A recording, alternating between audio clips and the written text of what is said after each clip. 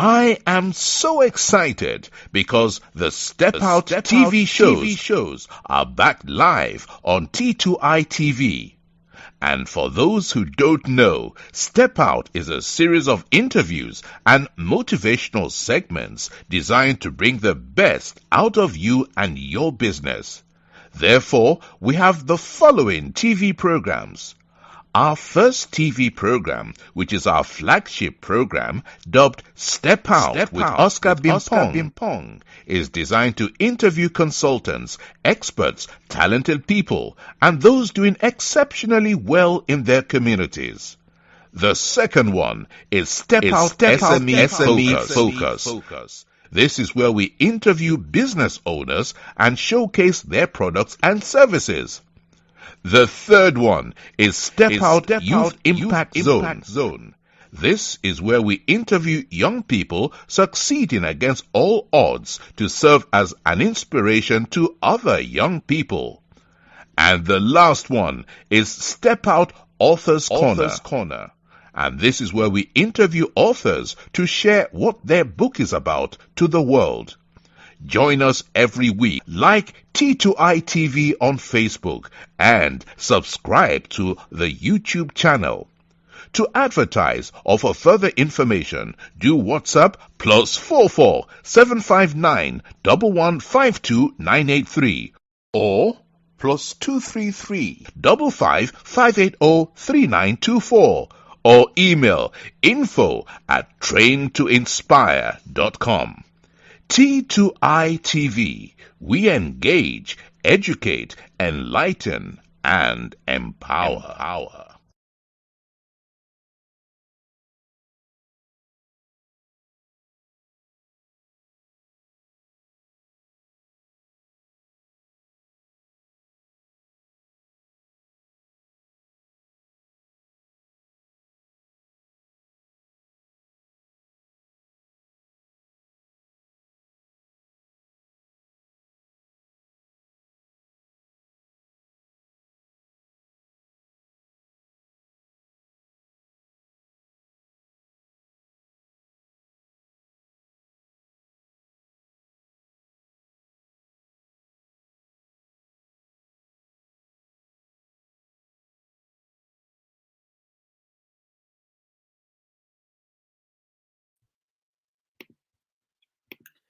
Welcome to another exciting edition of the Step Out with Oscar Bimpong.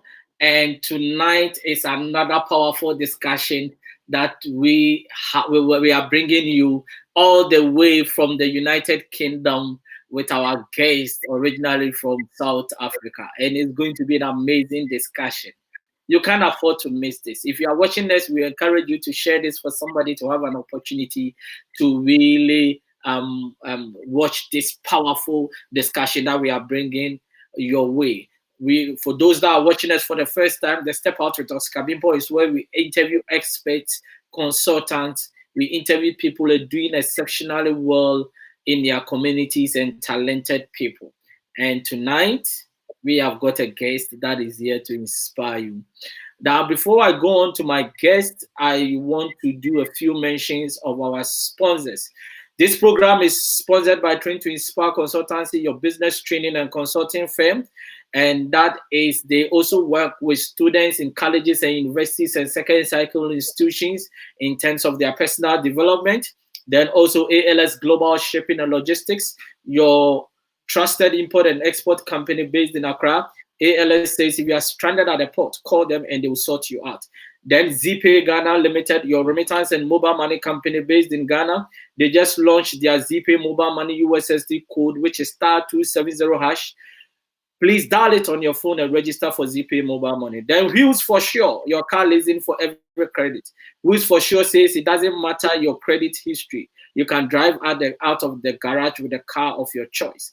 During COVID-19, that people don't want to use public transport, but you don't have a good credit score to get a car of your choice, I will encourage you to contact Wheels for Sure. When you call them, code T2Y 2020, and you are going to definitely get a very good deal. Now, if you want to contact any of our sponsors, their numbers are scrolling on the screen, and you can take it and call them. Also, if you want to sponsor any of our shows, you can take the number for T2I TV UK or Train to Inspire Consultancy. Contact us and we are going to work with you. I always say that a lot of small and medium enterprises cannot go to main media to really sponsor programs. But with us, we are going to grow with you, we are going to work with you. And as a consultancy firm, we are going to help you to strategically position yourself in the marketplace. So work with us, let's grow a brand together. Now, who do I have on the hot seat today?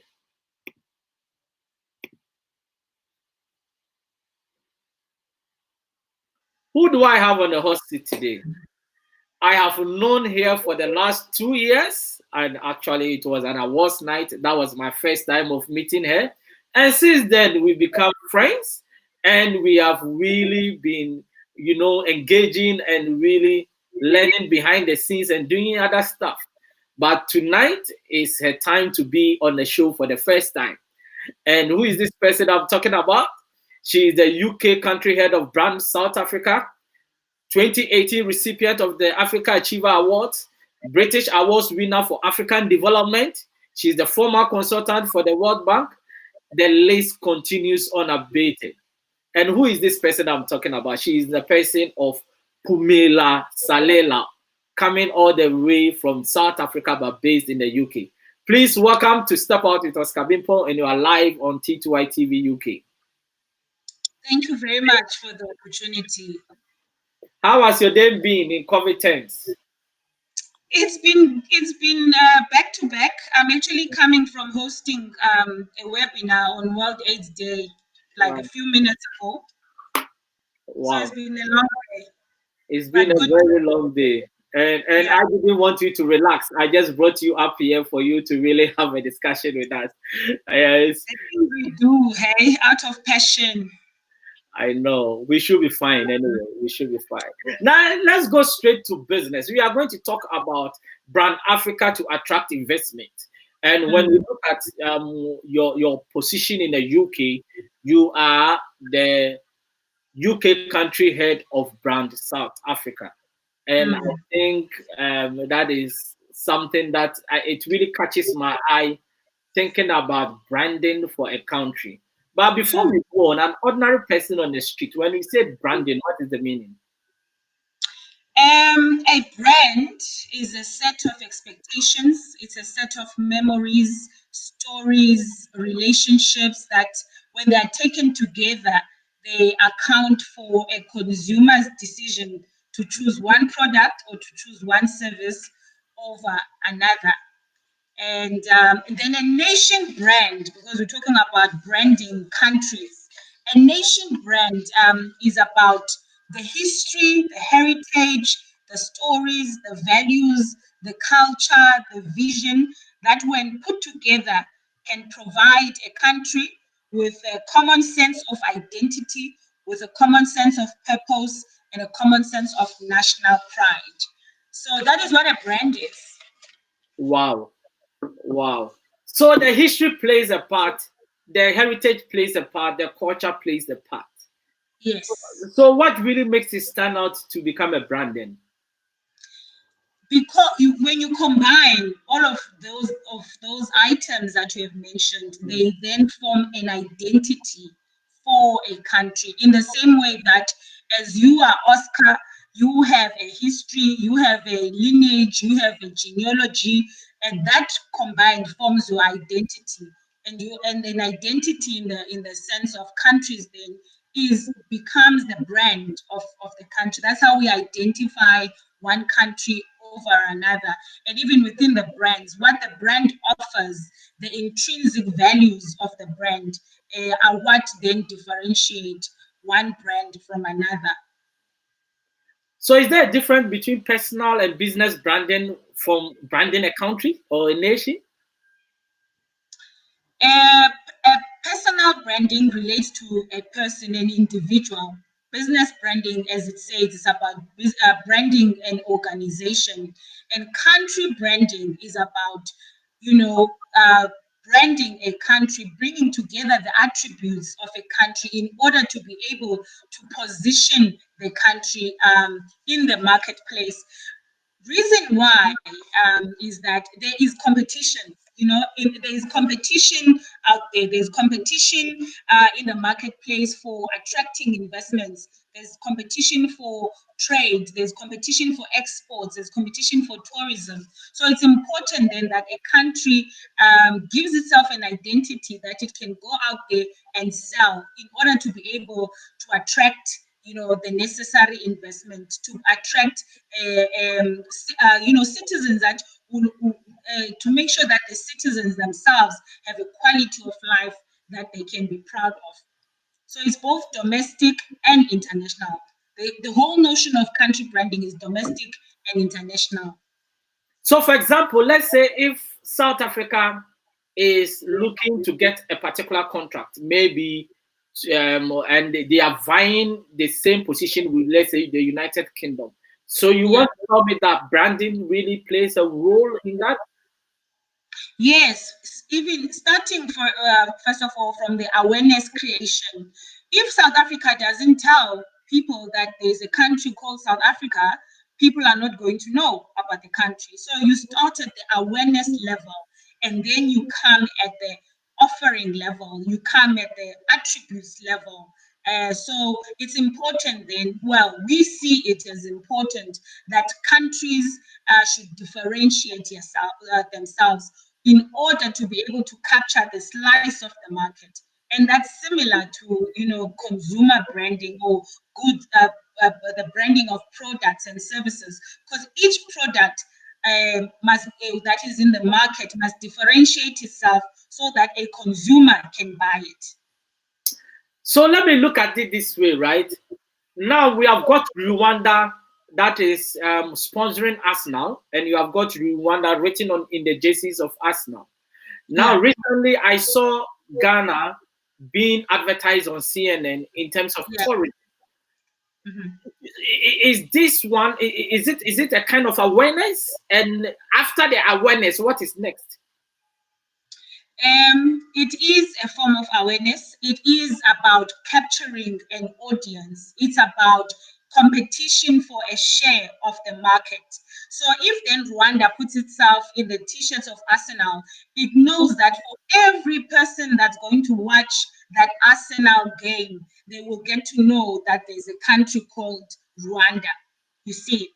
And then if Ghana then decides to position itself from a tourism point of view, it is still part of branding. It is saying that our offering as Ghana is a tourism experience, and tourism is a service, and it's part of the service economy. So Ghana then has decided to, if that's what you are saying, then it means that it has decided then to position itself to attract tourists into Ghana. Because this is quite interesting, but sometimes you just watch these things and you think, oh, okay, they are just, they've got some money to spend, but there is a geology behind it doing that, right? Certainly. But now, after creating the awareness, people get to know that, wow, South Africa, you can go for holidays, you can go to Ghana, Rwanda is a very nice place to go. Now you have created a level of perception. Yes. Now, what happens if the perception does not meet reality? Perception is an individual thing, okay? Perception exists in the eye of the perceiver. So, what nation branding and country branding is about, it's aiming to create a balance between the perception and the reality. And it then becomes an unfortunate situation if then the perception of an individual does not match the reality of their experience. But what I can tell you is that everyone who is branding a country or a nation strives for that balance. But however, if then a person goes into a country and their perception doesn't meet their reality, it is then the work of those who are branding the country to be able to identify the gaps that would have caused that person's expectations not to be met and close the gaps through different tools. Because the reason why I'm saying that the first time I came to London, my first time I went to the States, I'm like, wow, this is a very, then I came to London and I'm like, no, my perception is not meeting my reality, because I could see that when I compare the states to here, there is a huge gap. But sometimes it's portrayed in a way that probabilities looks perfect, but in reality, it doesn't really look. Because when you look at Ghana, what Ghana celebrated, was it last year, in terms of the year of return? I believe a lot of people will have their own perception against their reality, isn't it? And it is up to Ghana for them to realize where the gap is for them to really bridge it, isn't it? Yes. It's about doing the research to find out, what is the difference between how you had intended to position the country and the reality that a person experiences on the ground. How important is branding of a country? It's important because countries want to improve and enhance their overall image so that they can be able to attract tourists, so that they can be able to attract students, so that they can be able to attract investments. So it's important for countries to brand themselves so that they can, stimulate inward investments and to boost their own exports. For example, if then Ghana is involved with branding, something that says made in Ghana, will then hold ground, internationally within the international market. Remember, I said that there is competition. It's a crowded market space. You need to be able to shine, if I may put it that way.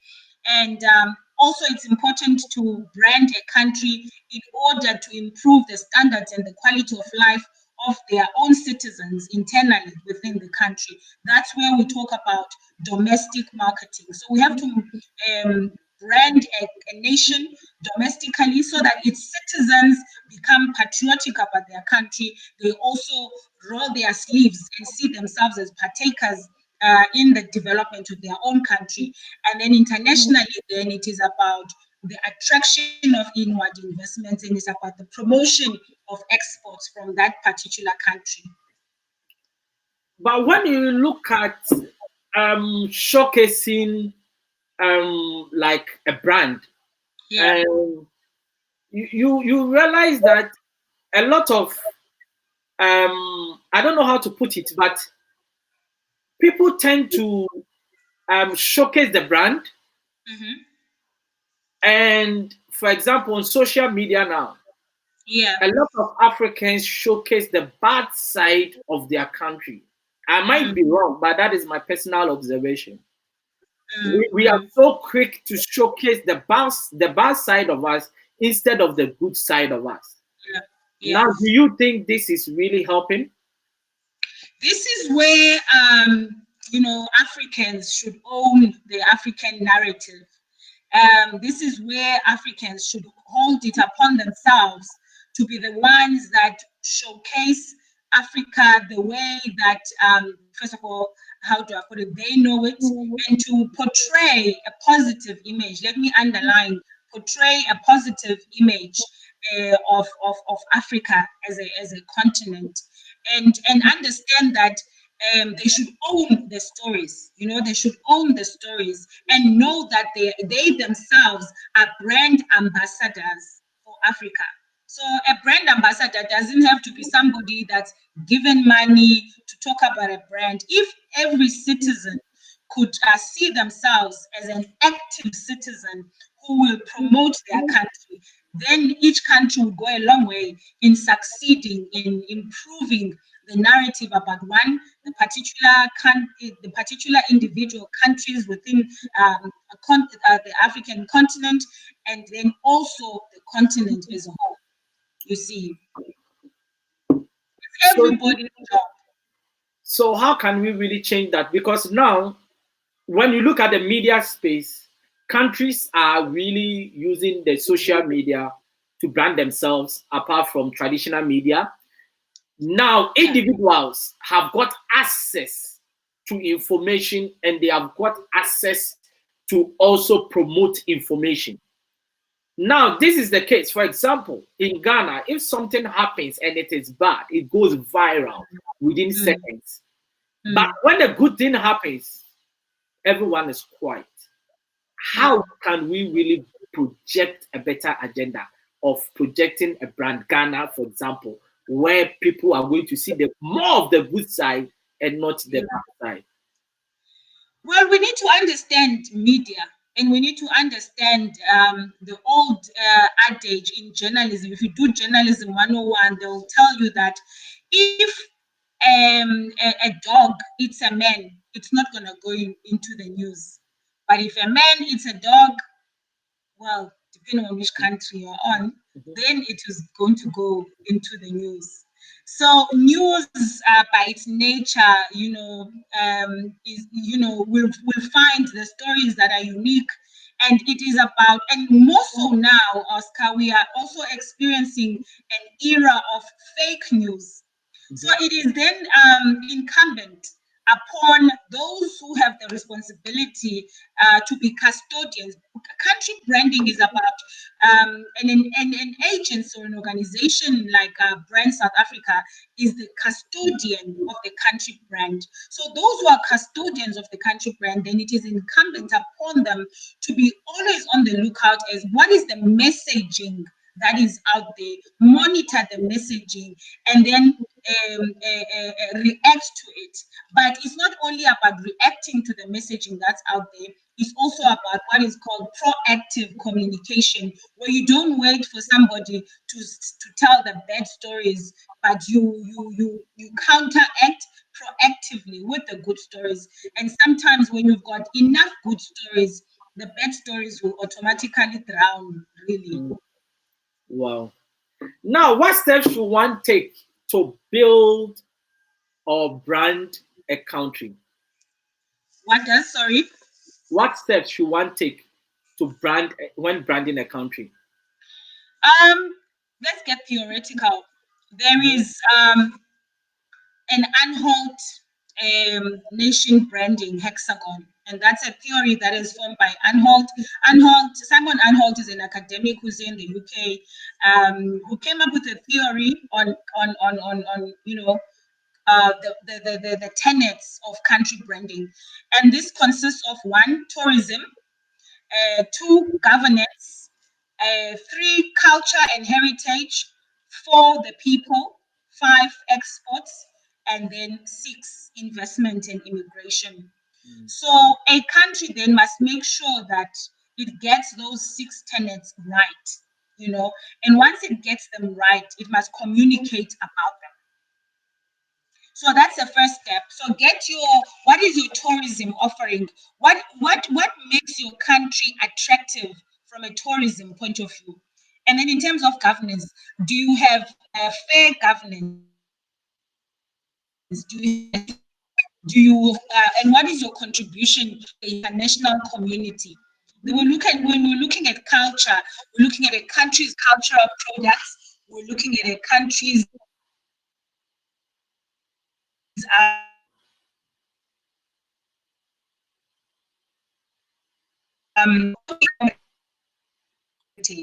and then this is where we talk about the skills and the expertise and the openness of the people. And then exports is about the level of satisfaction of a country's products and services. And then the investment to the attractiveness from an investor's point of view of the particular country. So if you get all of those correct, then you are able to go out there and say that this is what our country offers. And you can also treat a country like any brand. You can come up with a slogan, for your country, to position your country like you would with any other brand. And if you come up with a slogan, again, you are able to differentiate the country from competitors. As I indicated, it's a competitive landscape, it's a competitive market space out there. And you are then, if you come up with positioning or taglines, you are then able to win a share of the loyalty and the equity from your target audience. So your target audience are those people whom you want to be interested in your country. And you can then be able to, part of this brand process for a country is coming up with a clear, single-minded and consistent message about your country. In South Africa, our tagline is inspiring new ways, because we're a country that has gone through a lot, but in the manner in which we have approached transitions, democracy, the end of apartheid, innovation, is that we do things differently, and to the extent that sometimes we then are able to be the go-to for other countries in terms of how they can, make the necessary, transitions. We have a high human rights record post-democracy, and are able to then assist in other countries who are dealing with human rights issues, even in the area of conflict management. So it's all about remaining true to what the country stands for and what the country offers, and telling it out there. That's what branding is about. It's about communication. It's a communication job, actually. Yeah, If I I could think put that. I think there is a question from one Lawrence, and it says that is on the screen. Are Yeah. our African countries branding well enough to attract trade? Um, the Africa Continental Free Trade Agreement is a game changer, because for the first time in the history of Africa, all the African countries are going to be united in one voice to say, number one, this is what made in Africa is, and this is what Africa, this is what trade amongst Africa first, because what has been happening is that a lot of African countries have been trading with countries outside Africa. So this Africa Continental Free Trade Agreement provides two levels. One is that African countries are going to be able to trade with one another more easier than it has been in the past, and that then opens, the market and opportunities for the countries themselves, intra-Africa wise, and then they will then also be able to attract trade in this manner. I mean, it's a game changer, because almost all the African countries have signed up to it, and they are going to be agreeing a lot in terms of what are the rules of origin, the tariffs. There's going to be consistency. So in answering that question, I would say the conditions that will be provided by the Africa Continental Free Trade Agreement are going to further position African countries and each African country to be able to attract trade. Wow, this is quite interesting, and I think, um, as you said, the African Continental Free Trade is a step in the right direction, and it's a game changer. But it's Yeah. about us harnessing it and really using it to our advantage. Do you think Yeah. we even trade among ourselves that much for us to really harness that?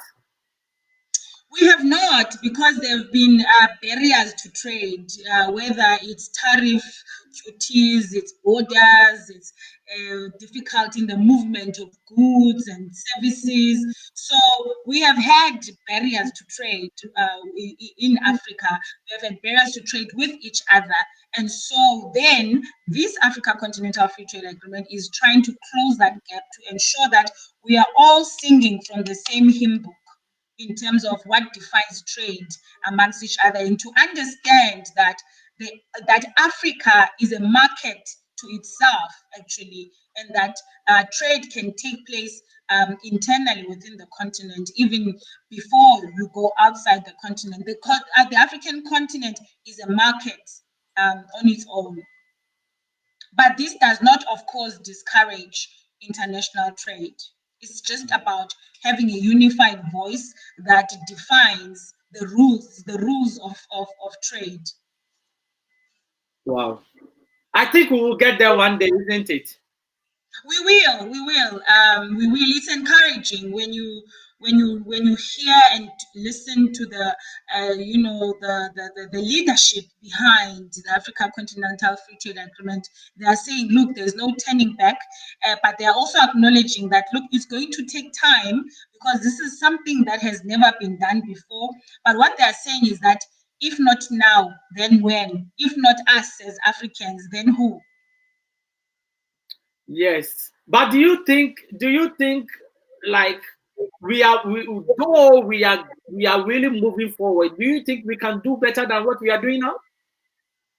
Certainly, as I'm saying, and you should even be proud, the headquarters of this Africa Continental Free Trade Agreement Secretariat are in Ghana. So Yeah. you must go to your home country and hold them accountable. A building has been allocated by your president Mhm. for this work to happen. As I'm saying that, there is a renewed sense of hope amongst African leaders and amongst the leadership behind this Africa Continental Free Trade Agreement itself, to say that it's about time. It's long overdue. It's taken us long to get here. However, it's going to be, I think, the single largest block of trade in the world.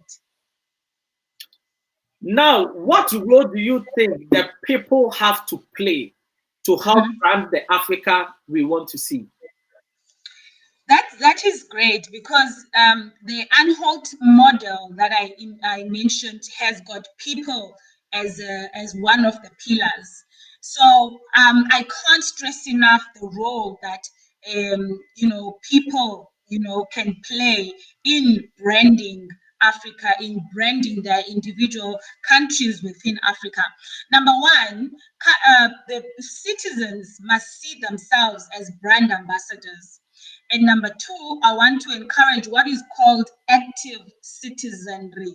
Active citizenry is about, I, Pumela, in my country, if I see that there's a problem, I must ensure that I play my part in solving the problem, and not wait and say it's so and so's job. Why is so and so not doing it? If I identify a gap, I must take it upon myself as a citizen to be active and to be play my part. And then thirdly, people can play a role in terms of plowing back into their respective countries. And I'm going to add here even the diaspora. So plow back at two levels. One, domestically, if you are in your African country and you can give your time, your skills, your resources to any initiative within your country, then you will also go a long way in ensuring that you improve the conditions of your own country. And then those who are in the diaspora, the Africans in the diaspora, must still also see themselves as playing an active role in the development of their respective home countries. And they also can play their part by giving back in their countries. And giving back is not always about money, as I've indicated. It can be your time, the gift of your time, volunteering somewhere. It's about the resources that you have. If you've got a skill that you can share with your fellow citizens, maybe when you're on holiday from the overseas country you live in, you share that. It all goes a long way. So the point I want to make is to encourage active citizenry amongst the citizens of the country and amongst those who are in the diaspora, because once an African, always an African. Wow. I think I've got this question from Douglas Bundi, who says, ask the guest for us here in Nairobi, Kenya, this. Yeah. What can we do as citizens or residents of African countries to brand our countries as tourist destinations and also investment hubs? Okay. From an investment point of view, how you can brand your country is as follows. You need to identify the sectors of the economy in your country that provide opportunities for investors. So, and then be able to articulate those to international investors, and be able to package them in such a way that they will be attractive to an international investor. From a tourism point of view, gone are the days of outside visitors only looking for sun, sea, and sand. Because in the past, countries branded themselves by saying we provide the sun, the sea, and the sand. Look, there is a lot of sun, sea, and sand out there. So you need to go beyond that and offer them unique experiences. So if you are from Kenya, what is it that tourists can only experience in Kenya? And then shout about that so that whoever is not from Kenya can be able to say, I want to go to Kenya for this experience. There is an increase in terms of people wanting experiences now more than just being a tourist that will look at buildings. Nothing wrong with buildings. However, people are looking for more because we are living stressful lives. When you buy that ticket and take that flight, you want to make sure that you even distress from the environment that you've been working in to be able to have a completely different experience. There is also, Douglas Bondikirimi, a growth in terms of homestays from a tourism point of view. The beauty about homestays is that you don't have to change your home environment for you to be able to host an overseas guest. There are overseas guests now that are saying we are tired of five-star hotels.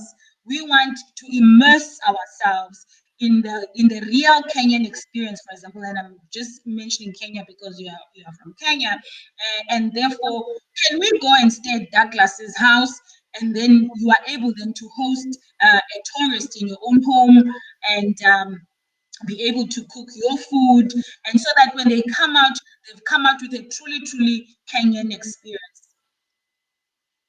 Wow, this is quite in depth, and this is quite. I really enjoyed the answer, and I think he's saying thank you so much. We are grateful. That is from Douglas. Yes, Asante sana. yes. Now, the African leaders, right? They also have got a big role to brand the Africa we want to see. Yes. Do you think they are putting the investment needed? Um, First of all, each country leader can see themselves as an ambassador of their country to the outside world. And being an ambassador is, also relates to how they carry themselves, the leadership style. They don't need to leave a country for them to, portray an image about the respective countries. So, firstly, I think if every African leader can see themselves as a champion in terms of branding the country, then we would also go a long way. But I think that they are, because a person doesn't usually come into a leadership position if they are not driven by passion, and if it's not passion, purpose. So you hardly get someone who's a leader of a country that is not passionate about their country. And as we see, they go out there and represent their various countries. Um, all I can say is that more can be done in addition to what is being done, and through unity with other African countries, or even individually packaging the respective countries and telling the world about them. Do you think the West really manipulate or control us when it comes to projecting the things that is going to bring freedom to us? I'm sorry. Can you repeat the question? What I'm trying to say is that do you think the West manipulate Yeah. us or control us when it comes to the way we want others to see us, so as to break chains from so many things that is hindering us for us to be the Africa we want to see? I think that the responsibility lies in each country. I mean, each country has got sovereignty in the way in which it can run its affairs. So each country should define its purpose, and fulfill it. So the responsibility lies in each individual, in each collective, in each country to be able to, fulfill its purpose. Sekou Tero once said, each generation must, out of its relative obscurity, define its mission, fulfill it, or betray it.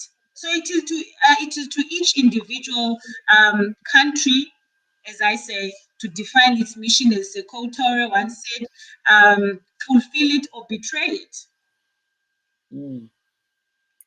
Yes, I think that one makes sense, and I totally agree with you that each one of them have got a role to play in terms of how their country should, because each one is a sovereign country, and they should be able to really work hard to portray the image they want to see. Now, Yeah, I would encourage the concept of the highest authority in the land being a brand champion for the country. so I think I've got some few comments here. Douglas says, I have learnt an idea. They need a Kenyan experience and what's being a Kenyan means. I haven't looked at this from this point of view. This is awesome. And he also says that I think the West control us because they want to keep plundering our natural resources and take advantage of our continent. The soul of Africa is in danger. Do you think that is true? My short answer to that would be that it's in your hands. Mm. Mm-hmm. But you see, I also sometimes take it from the master servant relationship, right?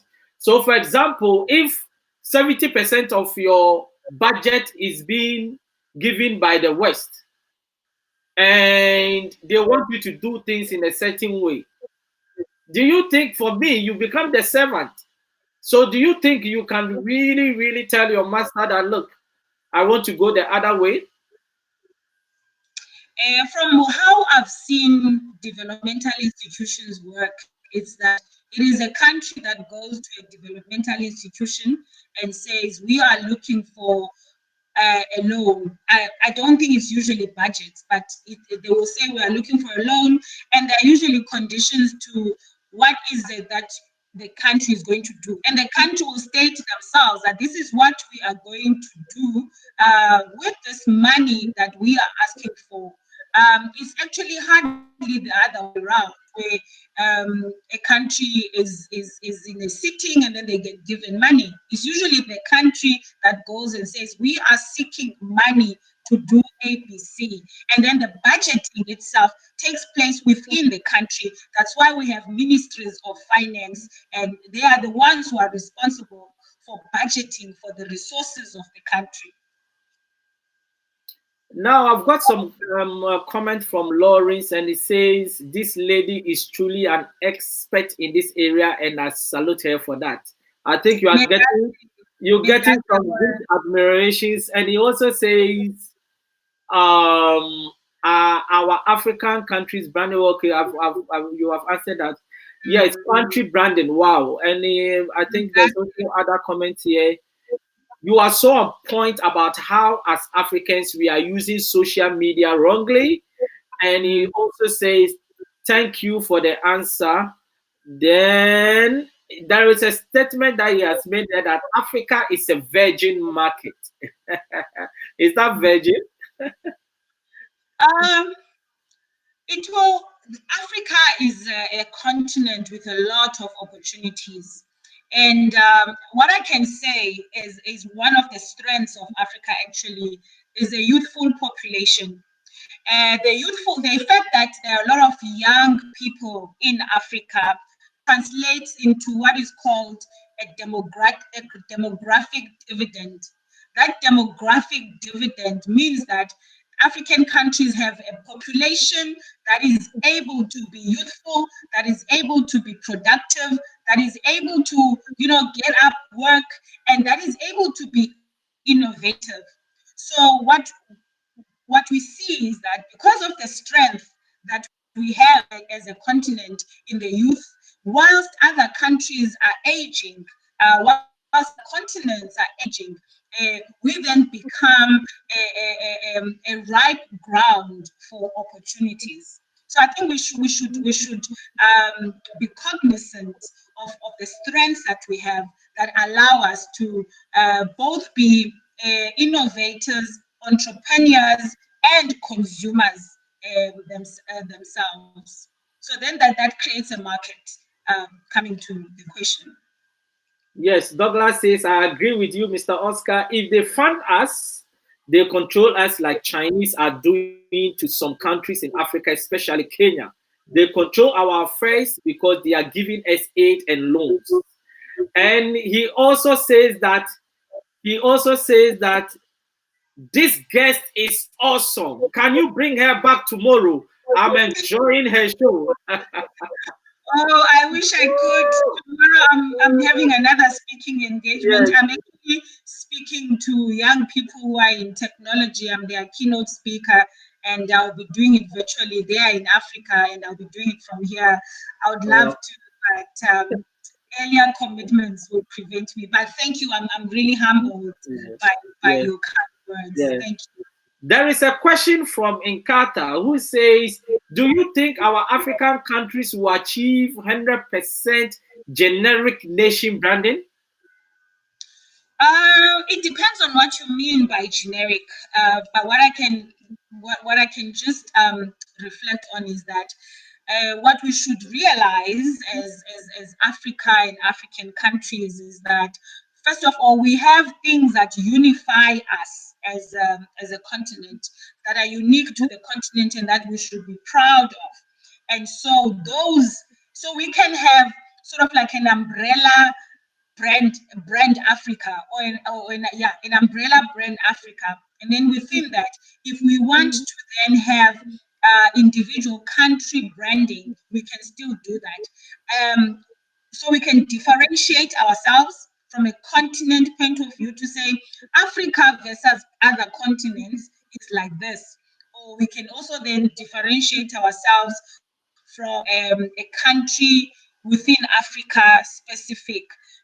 So if you talk about 100% generic nation branding, that is my view that it could be continental, what unites us as a continent, and also individuals. And also, again, this Africa Continental Free Trade Agreement is going to present an opportunity for a made in Africa brand. So, what they're going to do is to define what constitutes a made in Africa brand so that if something comes out of Africa, if it qualifies, whatever criteria they're going to come up with, then it can have the stamp that says made in Africa, and then it can be exported to the rest of the world, but it can also, be used internally within the continent. Made in Africa. Do you think we love our own? I was speaking at London School of Economics 3 days ago, and I was saying that the value for our products and services must start. When I say our, I'm saying as Africans, the value that we give to products and services must start with us. So if we don't give value to our products and services, nobody else will. And I made an example of that made in Ghana bag that Louis Vuitton took and put it on the international fashion streets. Now everybody is buying it. But when it was in Africa, it's called Ghana Must Go. Yeah, that Ghana Must Go. Yeah. Ghana Must Go bag. So when it was in Africa, we were calling it Ghana Must Go. It was seen as a poor quality, not poor, but it didn't have the prestige that it now has when Louis Vuitton has taken it. So if we don't assign value to our products, then those who see the value will assign the value and charge high margins, and they will then take the profits. And what excuse will you have? But I think this is what they are doing nowadays. They are taking so much of our products and repackaging it in a way and really giving it high prices, but we don't even see value in it. And I think, wow, It's our yeah. fault, Oscar.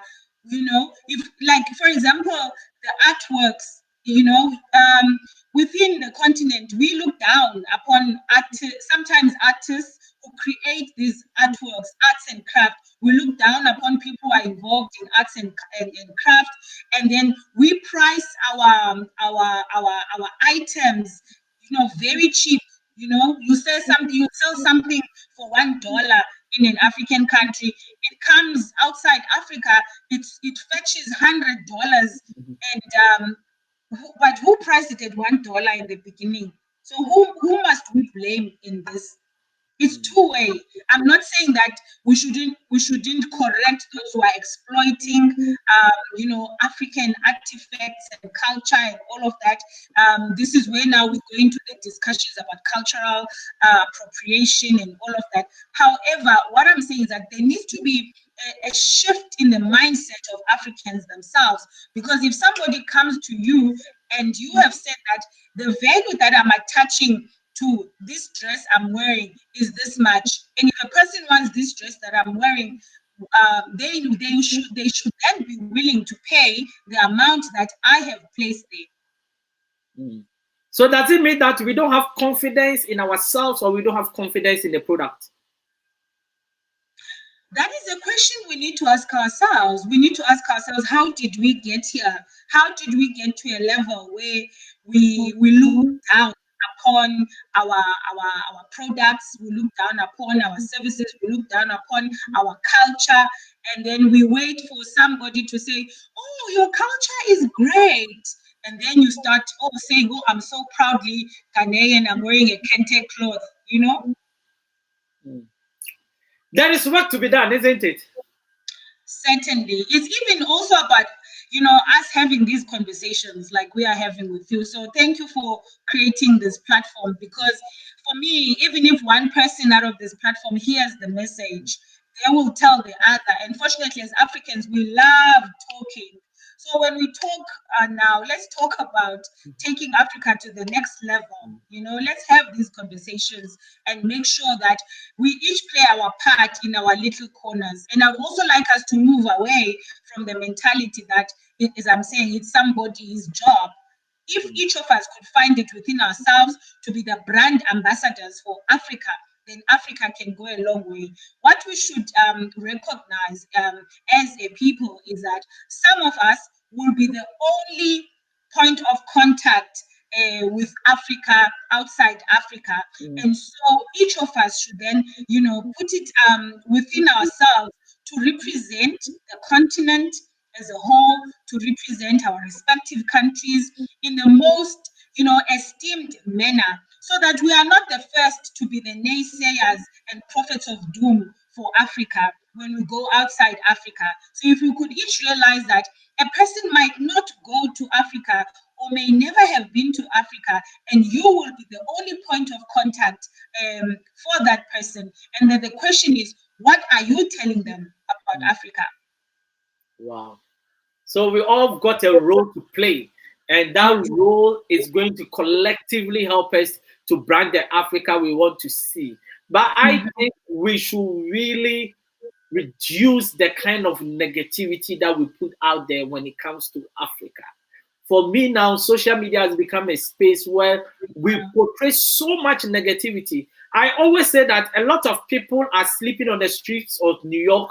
A lot of people are sleeping on the streets of London, but they don't show it to us on social media. They only show to us the positives of their country. Why are we so quick to always show the negatives of our country, but not the positives? Some people don't have education of what is happening in Africa. Now, if somebody still believes that Africans live on trees, and if some people believe that Africa, you cannot even drive a car, it means it's about what we are showing them. Now, social media is a global space. The world is a global space. I don't need to be in Johannesburg to know what is happening in Accra. I can just within a flip of a second knows what is happening in Accra today. So why don't we use that to our advantage to portray the good deeds of our respective countries, so that the world will see the positive, because the world have shown the negativity for far too long. For example, last week I was watching Sky News and they were showing a black young kid who has got flies all over his face. And I had to call the NGO to tell them that, look, my daughter was watching this and she wasn't comfortable. Now, why can't you use any other means to portray the kind of NGO that you are, that always using flies? And I think these are some of the things we need to change. And not knowing, I had another friend in Ghana who has also called them from Ghana. And it's quite amazing that some of these things needs to change if we really want to move forward, isn't it? Certainly, I agree with you on the issue of an image.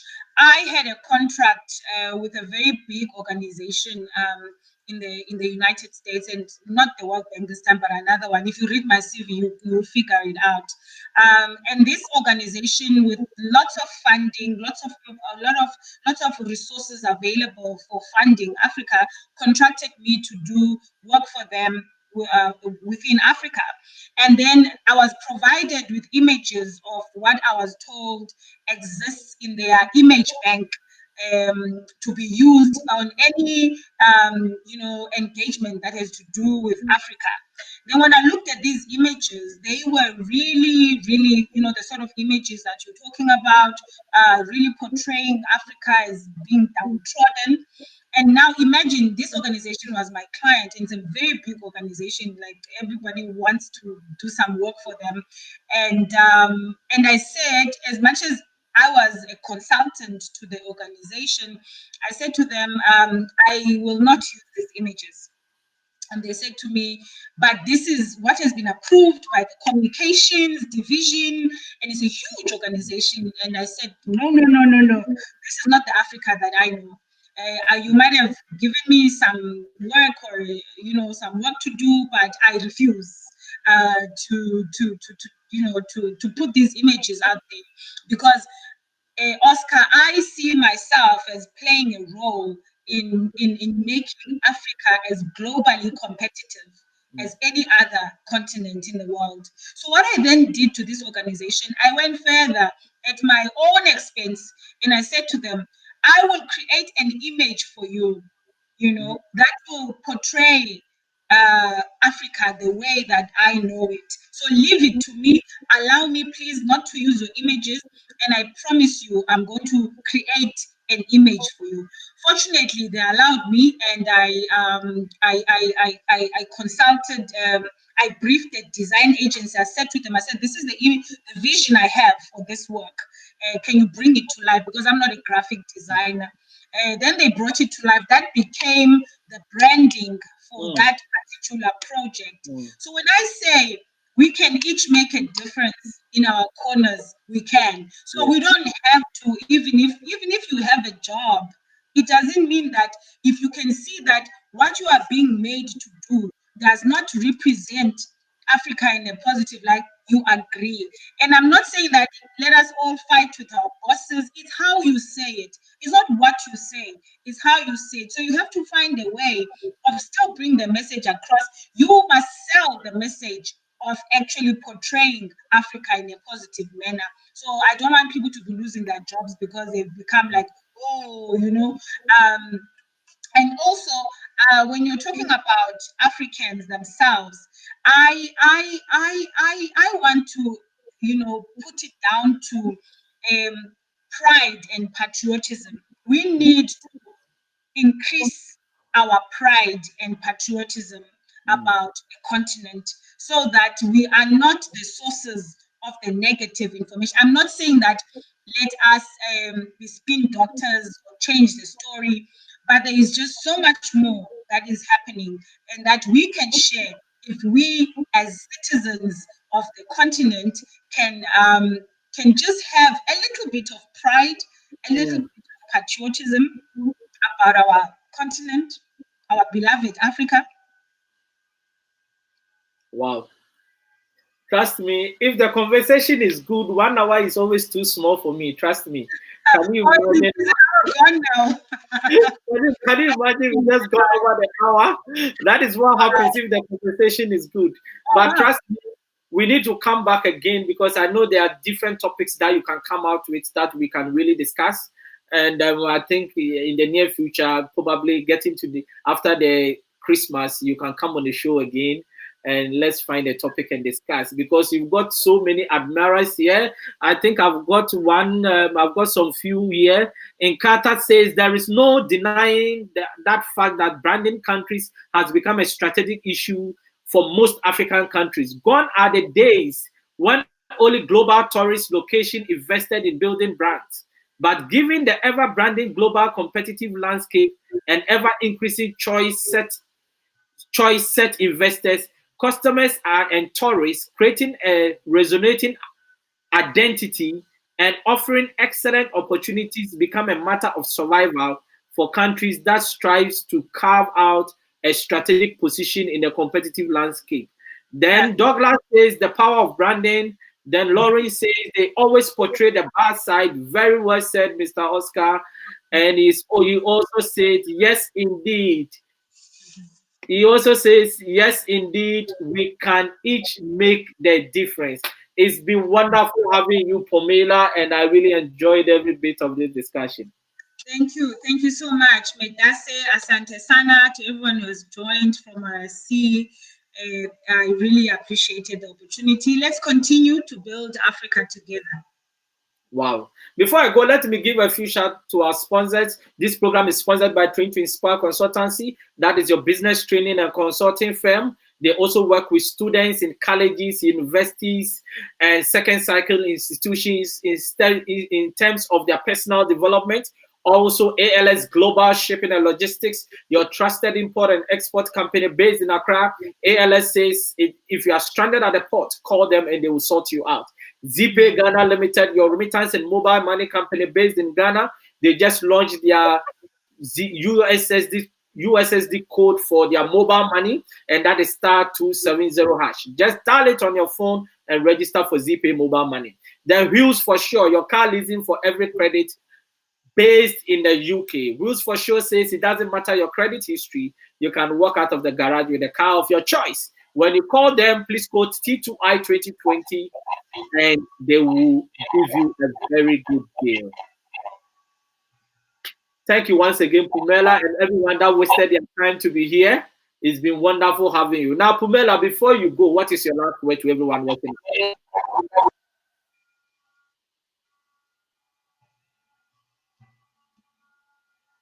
Hello?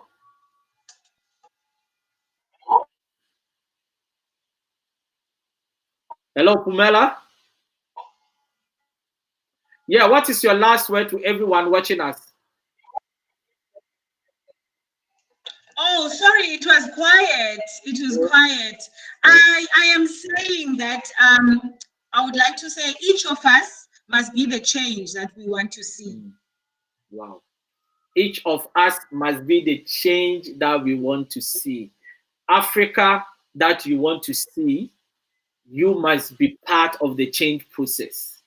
There is a saying that if you are not part of the solution, then you are obviously part of the problem. Do you know what it says now? If you are not sitting at the dinner table, you are part of the menu. Every knife will be chopping you. That's quite interesting. I'm going to put that one down. Yes. All right then. Wow. So it's been wonderful having you. God richly bless everyone. On Thursday, I have got a man called Mr. Lawrence, Reverend Lawrence Esiedu. He's going to come and share his story from gang culture to prison to becoming a man of God to becoming sick with 18 diagnosed cases. He has been in coma. The story is amazing and the man is still standing. You can't afford to miss it. Thursday, 8 p.m. UK time. It's going to be an amazing discussion. Tell a friend to tell a friend for them to really join us same time, 8 p.m. GMT, and I mean UK time. It's going to be an amazing journey. Thank you very much and God bless everyone. Bye-bye.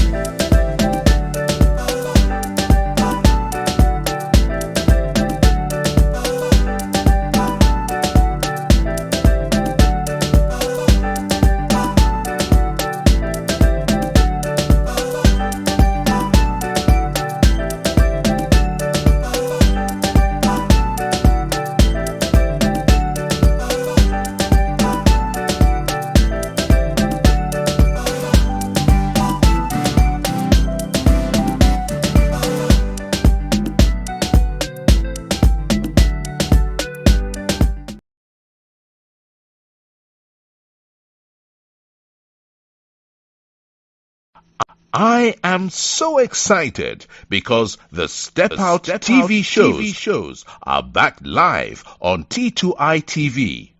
And for those who don't know, Step Out is a series of interviews and motivational segments designed to bring the best out of you and your business. Therefore, we have the following TV programs. Our first TV program, which is our flagship program, dubbed Step Out with Oscar Bimpong, is designed to interview consultants, experts, talented people, and those doing exceptionally well in their communities. The second one is Step Out SME Focus. This is where we interview business owners and showcase their products and services. The third one is Step Out Youth Impact Zone. This is where we interview young people succeeding against all odds to serve as an inspiration to other young people. And the last one is Step Out Authors Corner. And this is where we interview authors to share what their book is about to the world. Join us every week. Like T2I TV on Facebook and subscribe to the YouTube channel. To advertise or for further information, do WhatsApp +44 759 1152 983 or +233 55 580 3924 or email info@traintoinspire.com. T2I TV. We engage, educate, enlighten,